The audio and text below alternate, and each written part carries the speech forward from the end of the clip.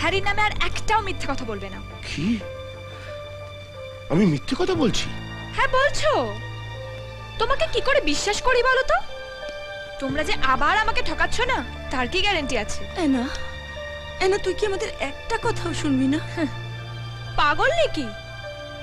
তোমাদের কথা শুনলে তো এতদিন ইন্ডিয়াতেই ধরে বেঁধে বিয়ে দিয়ে দিয়েছিলে, আর এতদিনে আমি গরুকে জাপনা দিতে দিতে হাফ ডেড হয়ে গেছে।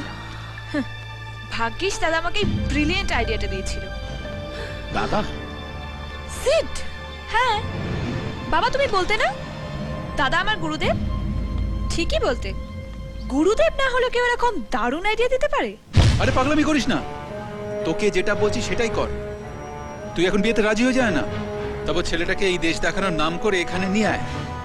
একবার এখানে পৌঁছে গেলে তারপর তোকে আর কেউ জোর করতে পারবে না, বুঝেছিস? সিড তোকে এইসব?